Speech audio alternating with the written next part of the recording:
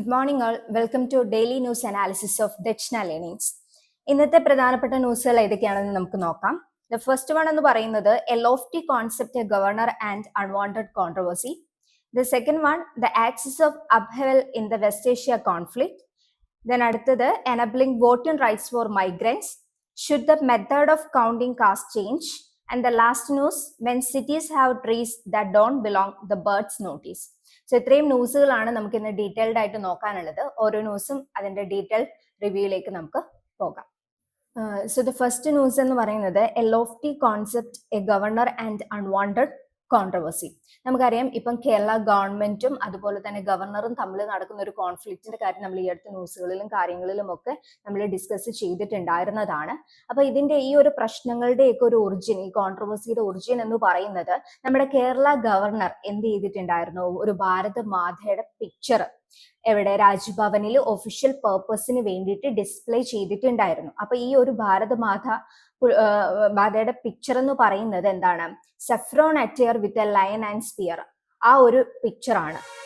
അത് ഒരു religious ആസ്പെക്ട്സിൽ use ചെയ്യുന്ന ഒരു പിക്ചർ ആയിരുന്നു അവിടെ രാജ്ഭവനിലെ ഒഫീഷ്യൽ പർപ്പസിന് വേണ്ടി ഡിസ്പ്ലേ ചെയ്തിട്ടുള്ളത്. അപ്പം നമുക്കറിയാം ഇന്ത്യ എന്ന് പറയുന്നത് ഒരു സെക്യുലർ കൺട്രിയാണ്. അപ്പൊ അവിടെ ഒരു ഒഫീഷ്യൽ പർപ്പസിന് വേണ്ടിയിട്ട് കോൺസ്റ്റിറ്റ്യൂഷണലി റെക്കഗ്നൈസ്ഡ് അല്ലാത്ത ഒരു സിമ്പിൾ യൂസ് ചെയ്യുന്നതിന്റെ പ്രശ്നങ്ങളും കാര്യങ്ങളും ഒക്കെ ആയിരുന്നു ഈ ഒരു ഇഷ്യൂ നടന്നപ്പോൾ നമ്മൾ ഡിസ്കസ് ചെയ്യുന്നത്. അതുപോലെ തന്നെ കേരള ഗവൺമെന്റ് ഈ ഗവർണറിന്റെ ഈ ഒരു ആക്ടിനെ എന്ത് ചെയ്തിട്ടുണ്ടായിരുന്നു, ഒപ്പോസ് ചെയ്തിട്ടുണ്ടായിരുന്നു. നമ്മൾ ഈ അടുത്ത ന്യൂസിൽ കണ്ടിട്ടുണ്ടായിരുന്നു, എന്താണ് മിനിസ്റ്റർ ശിവൻകുട്ടി ഇതിനെതിരെ സംസാരിക്കുന്നതും കാര്യങ്ങൾ ഡിസ്കസ് ചെയ്യുന്നതും ഒക്കെ. അപ്പം ഈ ഒരു ന്യൂസിന്റെ കേസിൽ കോൺസ്റ്റിറ്റ്യൂഷണാലിറ്റി ഒക്കെയാണ് നമ്മൾ ചെക്ക് ചെയ്യേണ്ടത്. പ്രിലിംസിന്റെ ആസ്പെക്ട്സിലാണെങ്കിലും മെയിൻസിന്റെ ആസ്പെക്ട്സിലാണെങ്കിലും നമുക്കറിയാം ഗവർണർ എന്ന് പറയുന്ന ഒരു ബോഡി വർക്ക് ചെയ്യേണ്ടത് എന്താണ്, കേരള അല്ലെങ്കിൽ എലക്റ്റഡ് ആയിട്ടുള്ള സ്റ്റേറ്റ് ഗവൺമെന്റിന്റെ അഡ്വൈസിലാണ്. ഓക്കെ, അപ്പം അതിന് എതിരെയായിട്ടാണ് ഇപ്പോഴത്തുള്ള കേരള ഗവർണർ എന്ത് ചെയ്യുന്നത്, ആക്ട് ചെയ്യുന്നത്. അപ്പൊ അവർ തമ്മിലുള്ള ഈ കോൺഫ്ലിക്റ്റും കാര്യങ്ങളുമാണ് ഈ ന്യൂസിൽ നമ്മൾ ഡിസ്കസ് ചെയ്യുന്നത്. അപ്പൊ ഈ ഒരു ന്യൂസിൽ നമ്മൾ മെയിൻ ആയിട്ട് നോക്കി കാണേണ്ടത് ഇതിന്റെ ഒരു കോൺസ്റ്റിറ്റ്യൂഷണൽ ഇഷ്യൂസ് ആണ്. അതായത് ഗവർണർ നമ്മൾ പറഞ്ഞു ഒരു കോൺസ്റ്റിറ്റ്യൂഷണൽ ഹെഡ് എന്നുള്ള രീതിയിൽ ഈ പറയുന്ന എലക്റ്റഡ് സ്റ്റേറ്റ് ഗവൺമെന്റിന്റെ അഡ്വൈസിലായിരിക്കണം വർക്ക് ചെയ്യേണ്ടത്. അപ്പൊ അതിന് എതിരെയായിട്ടാണ് ഈ പറയുന്ന നമ്മുടെ ഗവർണർ വർക്ക് ചെയ്തിട്ടുണ്ടായിരുന്നത്. അപ്പൊ അതിന്റെ ഒരു അൺകോൺസ്റ്റിറ്റ്യൂഷണാലിറ്റിയും കാര്യങ്ങളും ഒക്കെ നമ്മൾ ഇതിനകത്ത് മനസ്സിലാക്കേണ്ടതായിട്ടുണ്ട്.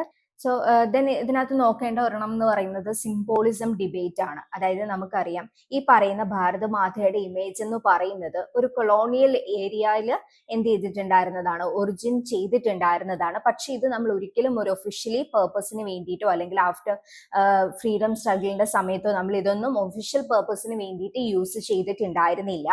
അപ്പം ഈ പറയുന്ന നാഷണലിസം എന്ന് പറയുന്നത് നമ്മുടെ ഒരു സെക്യുലർ വാല്യൂസിലാണ് റൂട്ടഡ് ആയിട്ടുള്ളത്. നമുക്കത് അറിയാവുന്ന ഒരു കാര്യമാണ്, നമ്മളൊരു സെക്യുലർ കൺട്രി ആണെന്നുള്ളത് ഞാൻ നേരത്തെ പറഞ്ഞിട്ടുണ്ടായിരുന്നു. അപ്പൊ അങ്ങനെയുള്ള കാര്യങ്ങളിൽ ഇങ്ങനത്തെയുള്ള റിലീജിയസ് ആയിട്ടുള്ള റെപ്രസെന്റേഷൻസ് ഒക്കെ യൂസ് ചെയ്യുന്നത് വളരെയധികം നമ്മുടെ നാഷണാലിറ്റീനെ ബാധിക്കുന്നതായിട്ടുള്ള കാര്യങ്ങളാണ്. അപ്പൊ നിങ്ങൾ ആ ഒരു കാര്യങ്ങളൊക്കെ ഈ ഒരു ന്യൂസ് ഡിസ്കസ് ചെയ്യുന്ന സമയത്ത് ഓർത്തിരിക്കുക. ദെൻ ഇതിന്റെ കീവേഡ് പ്രിലിംസിന്റെ ആസ്പെക്ട്സിൽ നമുക്ക് നോക്കുകയാണെന്നുണ്ടെങ്കിൽ എന്താണ്, ഭാരതമാത കോൺസ്റ്റിറ്റ്യൂഷണൽ സ്റ്റാറ്റസ്. നമ്മൾ പറഞ്ഞു ഈ പറയുന്ന ഭാരതമാതയ്ക്ക് നമ്മൾ ഒരു കോൺസ്റ്റിറ്റ്യൂഷണൽ സ്റ്റാറ്റസ്, നമ്മുടെ ഫ്ലാഗിനും നമ്മുടെ നാഷണൽ ആന്തത്തിനും ഉള്ള ഒരു കോൺസ്റ്റിറ്റ്യൂഷണൽ സ്റ്റാറ്റസോ ഒരു കോൺസ്റ്റിറ്റ്യൂഷണൽ റെക്കഗ്നൈസേഷനോ നമ്മൾ കൊടുത്തിട്ടില്ല. അപ്പൊ അങ്ങനെയുള്ള കാര്യങ്ങൾ നിങ്ങളൊന്ന് ഡിസ്കസ് ചെയ്യുക. ദെൻ അടുത്തത് ഗവർണേഴ്സ് റോൾ ആൻഡ് ആർട്ടിക്കിൾ 163. അതിനകത്ത് നമ്മൾ പറയുന്നുണ്ട് ഗവർണർ എന്തിന്റെ അഡ്വൈസിലാണ് വർക്ക് ചെയ്യേണ്ടത്, കേരള ഗവൺമെന്റിന്റെ അല്ലെങ്കിൽ എലക്റ്റഡ് ആയിട്ടുള്ള സ്റ്റേറ്റ് ഗവൺമെന്റിന്റെ അഡ്വൈസിലാണ് വർക്ക് ചെയ്യുന്നത്. അതിന്റെ ആർട്ടിക്കിൾ ആണ് ആർട്ടിക്കിൾ 163. പ്രിലിംസിന് വളരെയധികം ഇമ്പോർട്ടന്റ് ആണ്. നിങ്ങൾ ആ ഒരു ആർട്ടിക്കിളും അതിനകത്ത് പറഞ്ഞിരിക്കുന്ന കാര്യങ്ങളും എല്ലാം ഡീറ്റെയിൽഡ് ആയിട്ട് നോക്കുക. Then discretionary powers are limited or defined. നമ്മുടെ ഗവർണറിന്റെ ഡിസ്ക്രിഷണറി പവേഴ്സ് എന്ന് പറയുന്നത് എന്താണ്, നമ്മുടെ പ്രസിഡന്റിന്റെ അത്രയും വൈഡ് അല്ല. അപ്പൊ ഇത് എന്താണ്, ഡിസ്ക്രിഷണറി പവേഴ്സ് ലിമിറ്റഡ് ആണ്, അത് ഡിഫൈൻഡും ആണ്. അപ്പൊ ഈ പറയുന്ന പ്രസിഡന്റിന്റെയും ഗവർണറിന്റെയും ഒരു കമ്പാരിസൺ നടത്തി നിങ്ങൾ പഠിക്കേണ്ടതാണ്. Then governor's decision on advice cannot be challenged in court. ആ കാര്യങ്ങളിലും ഒക്കെ നോക്കുക.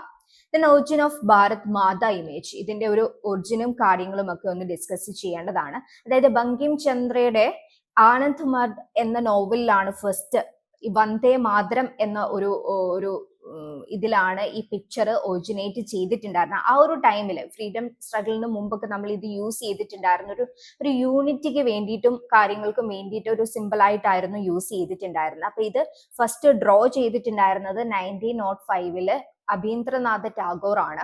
അപ്പൊ ആ ഡീറ്റെയിൽഡ് കാര്യങ്ങളെല്ലാം നിങ്ങൾ നോക്കി ഹിസ്റ്ററിന്റെ ആസ്പെക്ട്സിൽ അതൊക്കെ നോക്കി മനസ്സിലാക്കേണ്ടതാണ്. പിന്നെ നാഷണൽ യൂണിറ്റിക്ക് വേണ്ടിയിട്ട് ഈ ഒരു പിക്ചർ പ്രൊമോട്ട് ചെയ്തത് സിസ്റ്റർ നിവേദിതയാണ്. അപ്പൊ ഇത്രയും കാര്യങ്ങൾ ഒറിജിൻ ഓഫ് ഭാരത് മാത ഇമേജിന്റെ റിലേറ്റഡ് ആയിട്ട് നിങ്ങൾ പഠിക്കണം.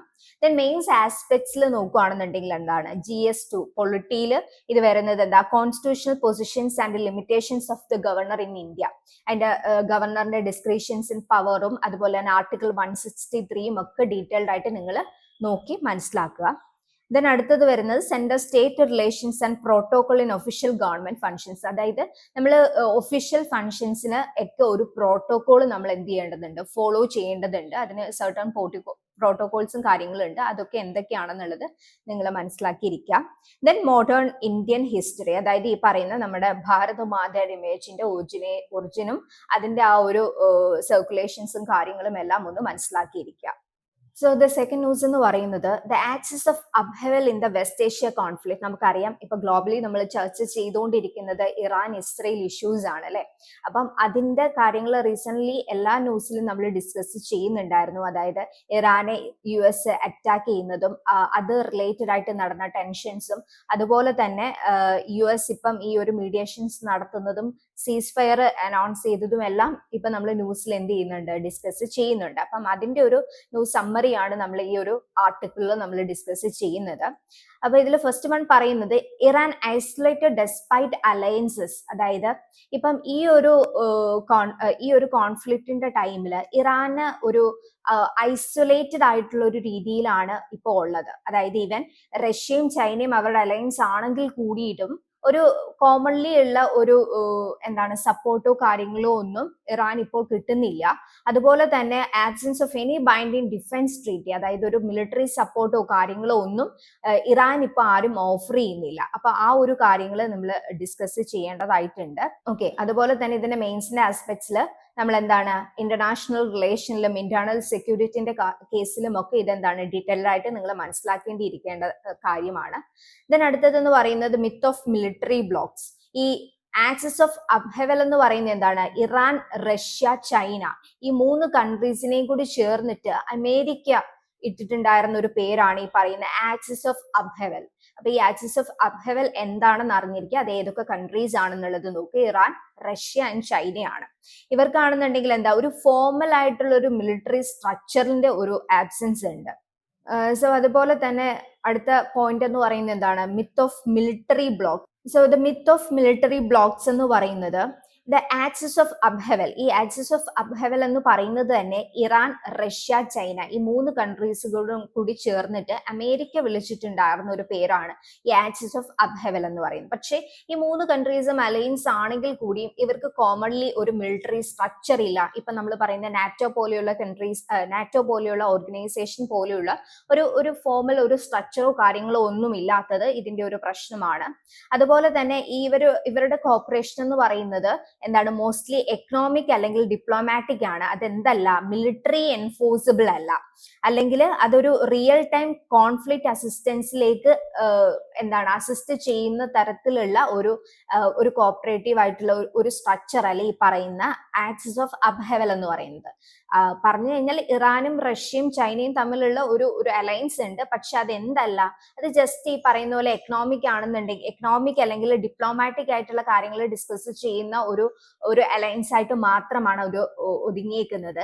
ഒരു എക്സ്റ്റേണൽ ആയിട്ടുള്ള ഒരു പ്രസന്റ്ലി ഒരു കോൺഫ്ലിക്റ്റ് വന്നു കഴിഞ്ഞാൽ അതിന് വേണ്ടതായിട്ടുള്ള സപ്പോർട്ടും കാര്യങ്ങളും ഒന്നും തന്നെ ഇവര് ബാക്കിയുള്ള ഈ അലയൻസ് എന്ത് ചെയ്യുന്നില്ല, ഓഫർ ചെയ്യുന്നില്ല. അപ്പം അതാണ് ഈ പറയുന്ന മിത്ത് ഓഫ് മിലിറ്ററി ബ്ലോക്സിൽ നമ്മൾ ഡിസ്കസ് ചെയ്യേണ്ടത്. അപ്പൊ ഈ പറയുന്ന ആക്സിസ് ഓഫ് അപ്ഹെവൽ കാര്യങ്ങൾ ആ ഒരു വേർഡ് നിങ്ങൾ ഓർത്തിരിക്കുക.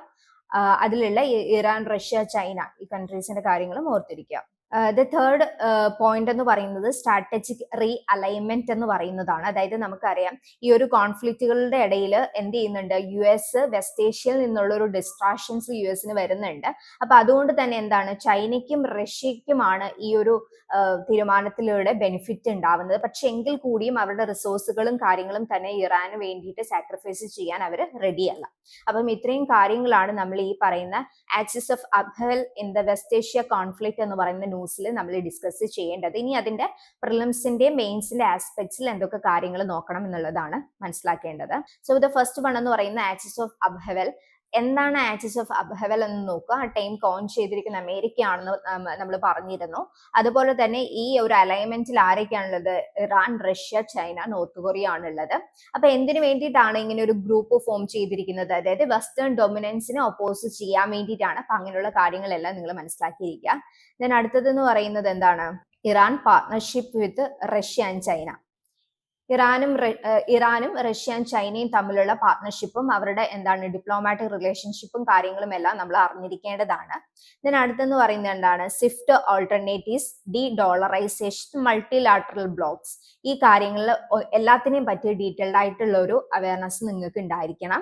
ദെൻ മെയിൻസിന്റെ ആസ്പെക്ട്സിലേക്ക് പോവുകയാണെന്നുണ്ടെങ്കിൽ അതെന്താണ്, നമ്മൾ പറഞ്ഞിരുന്നു ഇന്റേണൽ റിലേഷൻസിലും അതുപോലെ തന്നെ ഇന്റേണൽ സെക്യൂരിറ്റി ആ ഒരു ആസ്പെക്ട്സിലൊക്കെ ഇത് ഡിസ്കസ് ചെയ്യേണ്ടതാണ്. ഇന്റർനാഷണൽ റിലേഷൻസിൽ എന്താ വരുന്നത്, limitations of informal global alliance and implications of geo political stability. ആ ഒരു ഏരിയയിൽ കൂടുതൽ ഡീറ്റെയിൽഡ് ആയിട്ട് കാര്യങ്ങൾ മനസ്സിലാക്കുക.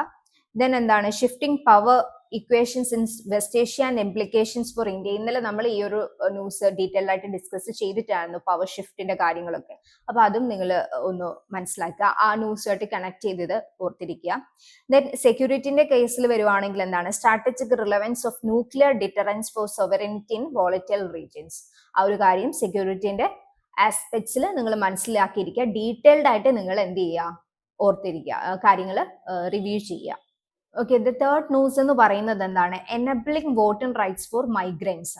അപ്പൊ ഈ ഒരു ന്യൂസിൽ GS1 സൊസൈറ്റിയിലും പൊളിറ്റിയിലും ഗവേണൻസിന്റെ ആസ്പെക്ട്സിലും ഒക്കെ നമുക്ക് എന്താണ് ഡിസ്കസ് ചെയ്യേണ്ട ഒരു ടോപ്പിക് ആണ്. സോ ഇതിന്റെ സമ്മറി എന്താണെന്ന് നമുക്ക് നോക്കാം. ദ ഫസ്റ്റ് വൺ എന്ന് പറയുന്നത് low voter turn out in Bihar link to migration. നമുക്കറിയാം ബീഹാർ എന്ന് പറയുന്നത് ഒരു പോപ്പുലേറ്റഡ് ആയിട്ടുള്ള ഒരു സ്റ്റേറ്റ് ആണ് അല്ലെ. അതുപോലെ തന്നെ ഔട്ട് മൈഗ്രേഷൻ ഏറ്റവും കൂടുതൽ ഹയസ്റ്റ് ആയിട്ട് നടക്കുന്ന ഒരു സ്റ്റേറ്റുമാണ് എന്തെന്ന് പറയുന്നത്, ബീഹാർ എന്ന് പറയുന്നത്. അപ്പം ഈ ഒരു 2024 ലോക്സഭ ഇലക്ഷനിൽ അവിടുത്തെ കുറെ ആൾക്കാർക്ക് മൈഗ്രൻസിന് അല്ലെങ്കിൽ സിറ്റിസൺസിന് എന്ത് ചെയ്യാൻ പറ്റിയിട്ടുണ്ടായിരുന്നില്ല, വോട്ട് ചെയ്യാൻ പറ്റിയിട്ടുണ്ടായിരുന്നില്ല.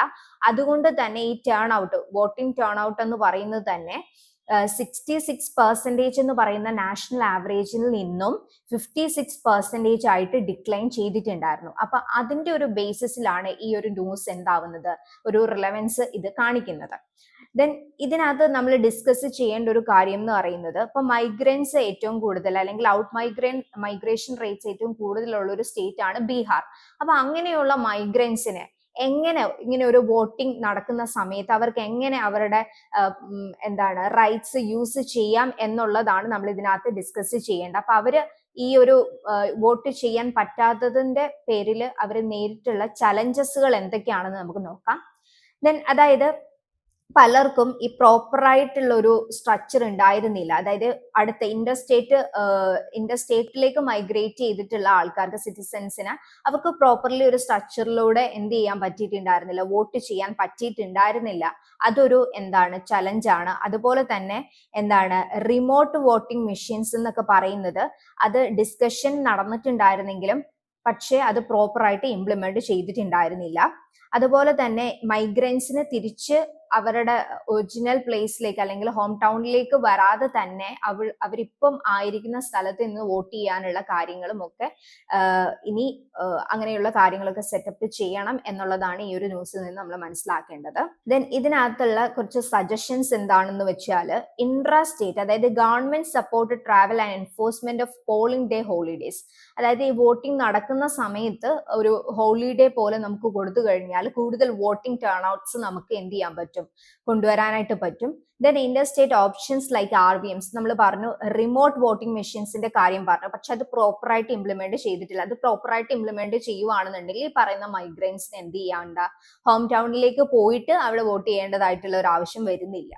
ദെൻ അടുത്തത് a mixed approach is needed due to diverse migrant profile and logistical challenges. അപ്പൊ ഇത് മാത്രം പോരാ, നമുക്ക് ഈ പറയുന്ന മൈഗ്രൻസിന്റെ പ്രൊഫൈൽ എന്ന് പറയുന്നത് പല രീതിയിലുള്ളതാണ്, പല സെക്ടേഴ്സിൽ വർക്ക് ചെയ്യുന്ന ആൾക്കാരാണ്. അപ്പം നമ്മൾ ഒരു സ്ട്രാറ്റജി അവരുടെ യൂസ് ചെയ്തിട്ട് കാര്യമല്ല, അപ്പൊ മിക്സഡ് ആയിട്ടുള്ള ഒരു സ്ട്രാറ്റജിയാണ് നമ്മൾ ഇവിടെ യൂസ് ചെയ്യേണ്ടത്. സോ അതാണ് മെയിൻ ആയിട്ട് ഈ ഒരു ന്യൂസിൽ പറയുന്നത്, ന്യൂസിൽ ഡിസ്കസ് ചെയ്യുന്നത്. നമ്മൾ ഈ പറഞ്ഞ മൈഗ്രൻസിന്റെ വോട്ടിംഗ് എന്ന് പറയുന്നത് വളരെയധികം കുറവായിരുന്നു 2024 എന്താണ് ലോകസഭ ഇലക്ഷനിൽ. ഈ നമ്പേഴ്സ് ഒക്കെ നിങ്ങളൊന്ന് നോട്ട് ചെയ്ത് വെച്ചേക്കുക. 66% ആയിരുന്ന നാഷണൽ ആവറേജിൽ നിന്ന് 56%, 10% ആണ് ഡിക്ലൈൻ ചെയ്തിട്ടുണ്ടായിരുന്നത്. 10% എന്ന് പറയുന്ന ഒരു അത്യാവശ്യം നല്ല ഒരു റേഞ്ച് ആണ്. അപ്പൊ ആ ഒരു റേഞ്ച് വന്നതിന്റെ റീസൺസ് എന്താണെന്നാണ് നമ്മൾ അനലൈസ് ചെയ്തത്. അതിന് അവർ നേരിട്ടിട്ടുണ്ടായിരുന്ന ചലഞ്ചസുകളും കാര്യങ്ങളുമാണ് നമ്മൾ ഡിസ്കസ് ചെയ്തിട്ടുണ്ടായിരുന്നത്. ദെൻ ഇത് പ്രിലിംസിന്റെ മെയിൻസിന്റെ ആസ്പെക്ട്സിൽ എന്തൊക്കെയാണ് നിങ്ങൾ ശ്രദ്ധിക്കേണ്ടത് എന്നുള്ളതാണ്. First one, Bihar south migration and voter turn out. നമ്മൾ പറഞ്ഞു 56% ആയി, 66ൽ നിന്നുള്ളത് 56ലേക്കായി. അപ്പൊ അതിന്റെ കാര്യങ്ങൾ എന്തൊക്കെയാണെന്നുള്ളത് നിങ്ങൾ മനസ്സിലാക്കിയിരിക്കുക. ദെൻ അടുത്തത് റിമോട്ട് വോട്ടിംഗ് മെഷീൻസ്, അതിന്റെ കാര്യങ്ങൾ മനസ്സിലാക്കിയിരിക്കുക. ദെൻ പോസ്റ്റൽ ബാലറ്റ് സിസ്റ്റം, അതെന്താണെന്ന് നോക്കുക. മൈഗ്രേഷൻ റേറ്റ് ഇൻ ഇന്ത്യ 2021 ഈ പറയുന്ന മൈഗ്രേഷൻ റേറ്റ്, വർക്ക് റിലേറ്റഡ് അല്ലെങ്കിൽ മാരേജ് റിലേറ്റഡ് എന്തിനൊക്കെയാണ് ഇവർ മൈഗ്രേഷൻ നടത്തിയിട്ടുണ്ടായിരുന്ന കാര്യങ്ങളൊക്കെ നിങ്ങൾ ഓർത്തിരിക്കുക. മെയിൻസിന്റെ ആസ്പെക്ട്സിൽ ഇത് കുറച്ചും കൂടി നിങ്ങൾ അറിഞ്ഞിരിക്കേണ്ടതാണ്. ഓക്കെ, അപ്പൊ മെയിൻസിലാണെങ്കിൽ എന്താ, ഗവർണൻസിന്റെ കേസിൽ വരുവാണെങ്കിൽ എന്താ, electoral reforms needed to ensure voting rights of migrant populations. ആ ഒരു എന്താണ് പോയിന്റ് വെച്ചിട്ട് നിങ്ങൾ ഡിസ്കസ് ചെയ്യുക. ദെൻ പൊളിറ്റിയിലാണെങ്കിൽ role and responsibility of the Election Commission of India ensuring inclusive democratic participation. ഒരു ഇലക്ഷൻ കമ്മീഷന്റെ റോൾ എന്താണ്, ഒരു ഇൻക്ലൂസീവ് ഡെമോക്രാറ്റിക് പാർട്ടിസിപ്പേഷൻ നടത്തുന്നതിന് വേണ്ടിയിട്ട് ഇലക്ഷൻ കമ്മീഷൻസിന് എന്തൊക്കെ പ്രിക്കോഷൻസ്, എന്തൊക്കെ എന്താണ് പ്ലാൻസ് ചെയ്യാൻ പറ്റും എന്നുള്ള കാര്യങ്ങളൊക്കെ നിങ്ങൾ ഡിസ്കസ് ചെയ്യുക. ദെൻ സൊസൈറ്റിയിൽ എന്താണ് internal migration patterns and their socio political implications on electoral democracy. അതുപോലെ തന്നെ നിങ്ങൾ മനസ്സിലാക്കേണ്ട കാര്യം, എന്തിനാണ് മൈഗ്രേഷൻസ് നടത്തുന്നത്, എന്തുകൊണ്ടാണ് അവരുടെ ബീഹാർ എന്ന് പറയുന്നത്, ഫോർ എക്സാമ്പിൾ ബീഹാർ എടുത്തു കഴിഞ്ഞാൽ എന്തുകൊണ്ടാണ് ബീഹാറിൽ നിന്ന് ആൾക്കാർ മറ്റു സ്ഥലങ്ങളിലേക്ക് മൈഗ്രേഷൻ നടത്തുന്നത്, എന്തൊക്കെ ഫാക്ടേഴ്സ് ആണ് അവരത് നോക്കുന്നത് എന്നുള്ള കാര്യങ്ങളൊക്കെ ഡീറ്റെയിൽഡ് ആയിട്ട് നിങ്ങൾക്ക് ഒരു അവയർനെസ് ഉണ്ടായിരിക്കുക. നെക്സ്റ്റ് ന്യൂസ് എന്ന് പറയുന്നത്, should the method of counting caste change. ഇതിന്റെ ഒരു ന്യൂസ് സമ്മറിയിൽ പറയുന്നത് നമുക്കറിയാം, ഇപ്പം സെൻസസ് 2027 സെൻസസ് നടക്കുന്നുണ്ട്. അപ്പൊ അതിൽ നമ്മൾ എന്ത് ചെയ്യുന്നുണ്ട്, കാസ്റ്റ് സെൻസസും കൂടിയിട്ട് ഇൻക്ലൂഡ് ചെയ്യുന്നുണ്ട്. അപ്പൊ അത് എന്തിനാണ് എന്ന് വെച്ച് കഴിഞ്ഞാൽ, ഇങ്ങനെ ഒരു കാസ്റ്റ് സെൻസസ് നടത്തുന്നത് എന്തിനാണെന്ന് വെച്ചാൽ, മാർജിനലൈസ്ഡ് കമ്മ്യൂണിറ്റീസിനെ കുറച്ചും കൂടി നമുക്ക് മനസ്സിലാക്കാനും അവർക്ക് വേണ്ടിയിട്ടുള്ള പ്രോപ്പറായിട്ടുള്ള കാര്യങ്ങൾ എത്തിക്കുന്നതിന് വേണ്ടിയിട്ടുമാണ് ഈ പറയുന്ന കാസ്റ്റ് സെൻസസ് നമ്മൾ നടത്തുന്നത്. അതായത് അവരെ ബെറ്റർ ഐഡന്റിഫൈ ചെയ്യുക, അവർക്ക് വേണ്ട നീഡ്സുകൾ ഫുൾഫില്ല് ചെയ്യുക. ഇതാണ് മെയിൻ ആയിട്ട് ഈ പറയുന്ന സെൻസസ് കൊണ്ട് ഉദ്ദേശിക്കുന്നത്. പക്ഷേ ഈ പറഞ്ഞ സെൻസസ് നടത്തുന്നതിന് ഉള്ള ക്വസ്റ്റ്യനെയർ ഇന്നെഡ്യൂക്കേറ്റ് ആണ്, അതിനകത്ത് പ്രോപ്പർ ആയിട്ടുള്ള കാര്യങ്ങൾ അഡ്രസ്സ് ചെയ്യുന്നില്ല. സോ അത് ഈ പറയുന്ന ഒരു നമ്മള് ഈ കാസ്റ്റ് സെൻസസ് കൊണ്ട് എന്താണ് ഉദ്ദേശിക്കുന്ന ഒരു ഗോളിനെ അത് എന്ത് ചെയ്യുന്നില്ല, ഫുൾഫില്ല് ചെയ്യുന്നില്ല ആ ക്വസ്റ്റ്യനെയർ എന്ന് പറയുന്നത്. അപ്പൊ അതിന്റെ ഒരു റീസ്ട്രക്ചറും കാര്യങ്ങളും എല്ലാം നമ്മൾ ചെയ്യേണ്ടതായിട്ടുണ്ട്. സോ സെക്കൻഡ് പോയിന്റ് എന്ന് പറയുന്നത് സ്ട്രക്ചറൽ ആൻഡ് ഡേറ്റ ഇഷ്യൂസ്. നമ്മൾ നേരത്തെ പറഞ്ഞതുപോലെ തന്നെ ഈ ക്വസ്റ്റ്യനെയർ എന്നൊക്കെ പറയുന്നത് തന്നെ നേരത്തെ എക്സിസ്റ്റിംഗ് ആയിട്ടുള്ള സെൻസസിന്റെ ക്വസ്റ്റ്യൻസും കാര്യങ്ങളുമാണ്. അതായത് ഇപ്പം ഒരു എക്സാമ്പിൾ പറയുകയാണെന്നുണ്ടെങ്കിൽ അൺഎംപ്ലോയ്മെന്റ്, ചൈൽഡ് സർവൈവൽ, മൈഗ്രേഷൻ, ഇത് റിലേറ്റ് ചെയ്തിട്ടുള്ള ക്വസ്റ്റ്യനെയേഴ്സ് ആണുള്ളത്. പക്ഷെ അതെന്ന് പറയുന്നത് ഭയങ്കര പ്യുവർ ആയിട്ടുള്ള ഡിസൈനിങ്ങും അതുപോലെ തന്നെ നമുക്ക് ഡേറ്റനെ എന്ത് ചെയ്യാൻ പറ്റില്ല, റിലേ ചെയ്യാൻ പറ്റാത്ത തരത്തിലുള്ള ക്വസ്റ്റ്യനെയർ ആണ്. അപ്പൊ അത് എന്ത് ചെയ്യുക, അത് കുറച്ചും കൂടി റീസ്ട്രക്ചർ ചെയ്തിട്ട് കറന്റ്ലി എന്തൊക്കെയാണോ ഇഷ്യൂസും കാര്യങ്ങളും ഉള്ള അത് കണക്ട് ചെയ്തിട്ടുള്ള ക്വസ്റ്റ്യനേഴ്സും കാര്യങ്ങളും എല്ലാം നമ്മൾ എന്ത് ചെയ്യണം, റീസ്ട്രക്ചർ ചെയ്യണം. അത് എന്താണ് ലിങ്ക് ചെയ്യേണ്ടത്, ഹൗസിംഗ് ക്വാളിറ്റി, അതുപോലെ തന്നെ asset and amenities directly with demographic data. ഈ ഒരു ഡേറ്റാസ് ആയിരിക്കണം പഴയ ക്വസ്റ്റ്യനെയറിന് പകരം റീപ്ലേസ് ചെയ്യാനുള്ളത്. ദെൻ ഈ ഒരു റിഫോമിന്റെ കുറച്ച് റെക്കമെൻഡേഷൻസ് അവർ പറയുന്നുണ്ട്. അതായത് ഇത് പറഞ്ഞു നമ്മൾ ഈ സ്ട്രക്ചർ ആണെങ്കിലും ഡേറ്റാസ് ആണെങ്കിലും ഒന്ന് എന്ത് ചെയ്യണം, റീസ്ട്രക്ചർ ചെയ്യണം എന്ന് പറഞ്ഞിട്ടുണ്ടായിരുന്നു. അപ്പൊ മെയിൻ ആയിട്ട് നമ്മൾ നോക്കേണ്ടതെന്ന് വെച്ചാൽ merging house list and population data collection for accuracy. അതായത് എന്താണ്, ഹൗസ് ലിസ്റ്റും പോപ്പുലേഷനും തമ്മിൽ കണക്ട് ചെയ്തിട്ട് വേണം ഒരു സ്ട്രക്ചർ ഉണ്ടാക്കാനായിട്ട്. അതുപോലെ തന്നെ ഔട്ട്ഡേറ്റഡ് ആയിട്ടുള്ള ക്വസ്റ്റ്യൻസ്, അതായത് ഇപ്പം പറയുന്ന ഫോർ എക്സാമ്പിൾ മൊബൈൽ ഓണർഷിപ്പ് അങ്ങനെയുള്ള ക്വസ്റ്റ്യൻസ് ഒക്കെ, ഇറലവന്റ് ആയിട്ടുള്ള ക്വസ്റ്റ്യൻസ് ഒക്കെ മാറ്റിയിട്ട് കുറച്ചും കൂടെ ക്വാളിറ്റി ഉള്ള ക്വസ്റ്റ്യൻസ് ആഡ് ചെയ്യുക. Then enhancing questions on education, അതുപോലെ തന്നെ എംപ്ലോയ്മെന്റ്, ഹൗസിങ്, ഇങ്ങനെയുള്ള കുറച്ച് ക്വസ്റ്റ്യൻസിലേക്ക് എൻഹാൻസ് ചെയ്യുക. ഇങ്ങനെയുള്ള സ്ട്രക്ചറൽ ഒരു റിഫോർമേഷൻസ് ഈ പറയുന്ന കാസ്റ്റ് സെൻസസ് നടത്തുന്നതിന് മുമ്പ് 2027 കാസ്റ്റ് സെൻസസ് നടത്തുന്നതിന് മുമ്പ് ഇത്രയും കാര്യങ്ങൾ നമ്മൾ ഒന്ന് റീസ്ട്രക്ചർ ചെയ്യേണ്ടതായിട്ടുള്ള ആവശ്യമുണ്ട്.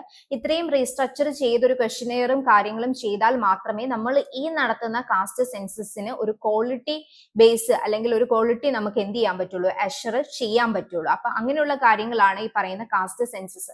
വളരെയധികം ഇപ്പം ഡിസ്കസ് ചെയ്യുന്ന ഒരു ടോപ്പിക്കാണ്, ഒരു ഹോട്ട് ടോപ്പിക് തന്നെയാണ്. അപ്പൊ നമുക്ക് ഈ പറയുന്ന അടുത്ത വർഷത്തെ പ്രിലിംസിലാണെങ്കിലും മെയിൻസിലാണെങ്കിലും ഇത് റിലേറ്റഡ് ആയിട്ടുള്ള ക്വസ്റ്റ്യൻസ് നമുക്ക് എന്ത് ചെയ്യാൻ പറ്റും, എക്സ്പെക്ട് ചെയ്യാൻ പറ്റും.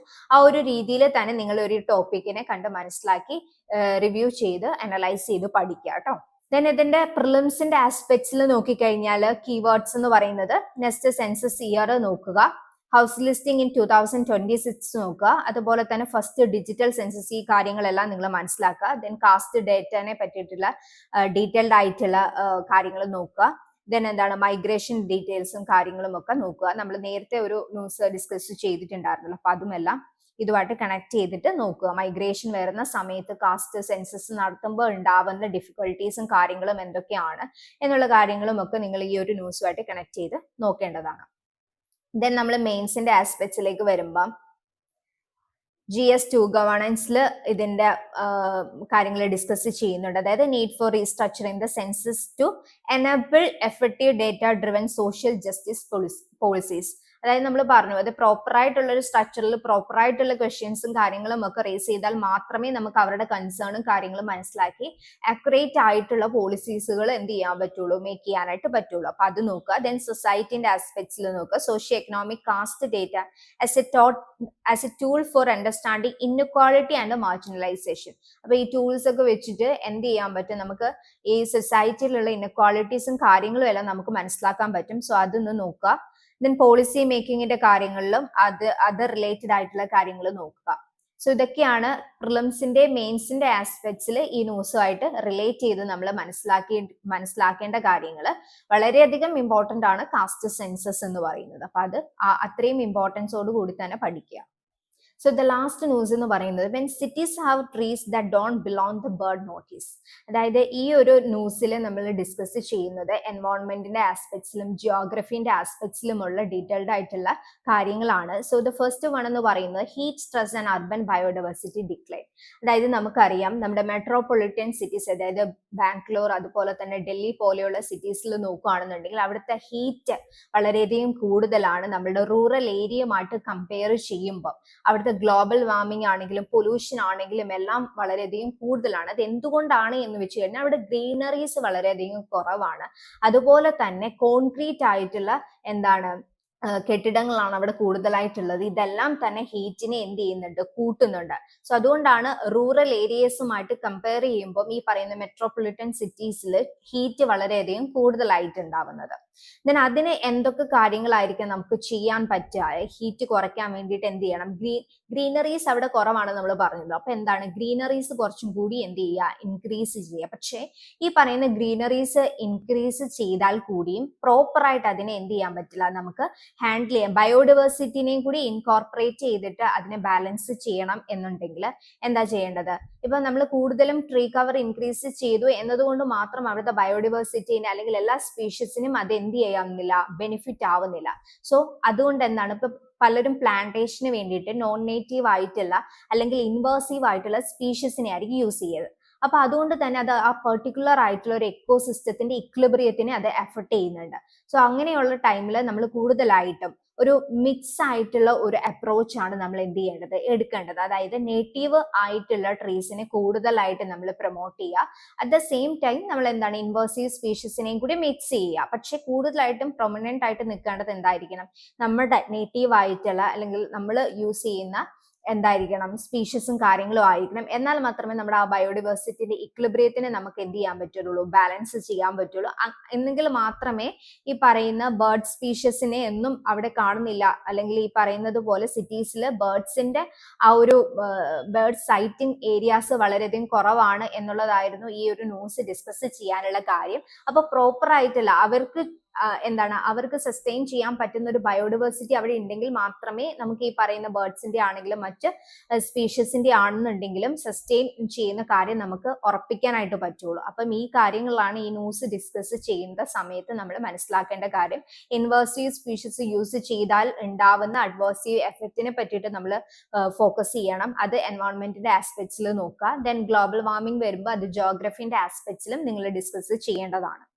സോ ഇതിന്റെ പ്രിലിംസ് ആൻഡ് മെയിൻസിന്റെ ആസ്പെക്ട്സിൽ എന്തൊക്കെയാണ് നമ്മൾ മനസ്സിലാക്കിയിരിക്കേണ്ടതെന്ന് നോക്കാം. ദ ഫസ്റ്റ് വൺ എന്ന് പറയുന്നത് അർബൻ ഹീറ്റ് ഐലൻഡ്സ് നമ്മൾ ഡിസ്കസ് ചെയ്തിട്ടുണ്ടായിരുന്നു. അത് ഡീറ്റെയിൽഡ് ആയിട്ട് നിങ്ങൾ മനസ്സിലാക്കിയ cities are hotter than rural areas. അത് എന്തുകൊണ്ടാണെന്ന് ഞാൻ പറഞ്ഞിരുന്നു. അപ്പൊ അതിന്റെ കൂടുതൽ റീസൺസുകൾ നിങ്ങൾ മനസ്സിലാക്കിയിരിക്കുക. Then non native tree species അത് നമ്മുടെ ബയോഡൈവേഴ്സിറ്റിയിലേക്ക് അല്ലെങ്കിൽ നമ്മുടെ എക്കോസിസ്റ്റത്തിലേക്ക് ഇൻട്രൊഡ്യൂസ് ചെയ്താൽ ഉണ്ടാവുന്ന ചേഞ്ചസും കാര്യങ്ങളും ഇക്ലിബ്രിയത്തിൽ ഉണ്ടാവുന്ന കാര്യങ്ങളും എല്ലാം നിങ്ങൾ മനസ്സിലാക്കിയിരിക്കുക. ദെൻ ഇബേഡ് പ്ലാറ്റ്ഫോമിനെ പറ്റി മനസ്സിലാക്കുക. Then historical land use pattern, അതായത് നമ്മുടെ ഹിസ്റ്റോറിക്കൽ നമ്മൾ എങ്ങനെയാണ് നമ്മുടെ ലാൻഡ് യൂസ് ചെയ്തിരുന്ന പാറ്റേൺ അറിഞ്ഞിരുന്നാൽ മാത്രമേ അർബനിലുള്ള എന്താണ് ബയോഡൈവേഴ്സിറ്റി നമുക്ക് എന്ത് ചെയ്യാൻ പറ്റും, പ്രോപ്പറായിട്ട് ഇംപ്ലിമെന്റ് ചെയ്യാനായിട്ട് പറ്റുള്ളൂ, അല്ലെങ്കിൽ ട്രീ കവർ ഇൻക്രീസ് ചെയ്യാനായിട്ട് പറ്റുള്ളൂ. അപ്പൊ ആ ഒരു ഹിസ്റ്റോറിക്കൽ ലാൻഡ് യൂസ് പാറ്റേൺ മനസ്സിലാക്കിയിരിക്കാം. ഇനി മെയിൻസിന്റെ ആസ്പെക്ട്സിലേക്ക് വരുവാണെന്നുണ്ടെങ്കിൽ എന്താണ് GS3 എൻവയോൺമെന്റിൽ urban biodiversity loss due to climate change and misaligned afforestation strategies. ഇത്രയും കാര്യങ്ങൾ ഇതുമായിട്ട് ലിങ്ക് ചെയ്ത് നമ്മൾ മനസ്സിലാക്കിയിരിക്കണം. ജോഗ്രഫിയിൽ എന്താണ് impact of urbanisation on local ecosystem and traditional land use. Then ഗവേണൻസിലാണെങ്കിൽ എന്താ role of equitable green space access in urban planning and public health. So ഇതാണ് പ്രിലിംസും മെയിൻസിന്റെ ആസ്പെക്ട്സിൽ നമ്മൾ മനസ്സിലാക്കിയിരിക്കേണ്ടത്. ഈ ന്യൂസ് വെച്ചിട്ട് ഒരുപാട് കാര്യങ്ങൾ ഇതിൽ ലിങ്ക് ചെയ്ത് നിങ്ങൾ പഠിക്കേണ്ടതായിട്ടുണ്ട്. അതിൽ ഈ പറയുന്ന ജോഗ്രഫിന്റെ ആസ്പെക്ട്സിലും എൻവയോൺമെന്റിന്റെ ആസ്പെക്ട്സിലും ഒക്കെ അത് മനസ്സിലാക്കിയ അതിൽ നേരിടുന്ന ചലഞ്ചസും കാര്യങ്ങളും ഒക്കെ മനസ്സിലാക്കി പഠിക്കുക. സോ ഇത്രയുമാണ് നമുക്ക് മെയിൻ ആയിട്ട് ന്യൂസിൽ ഇന്ന് ഡിസ്കസ് ചെയ്യാനുള്ളത്. ഈ ന്യൂസുകളെല്ലാം തന്നെ നിങ്ങൾ ഡീറ്റെയിൽഡ് ആയിട്ട് റിവ്യൂ ചെയ്യുക, അനലൈസ് ചെയ്യുക. Okay, thank you.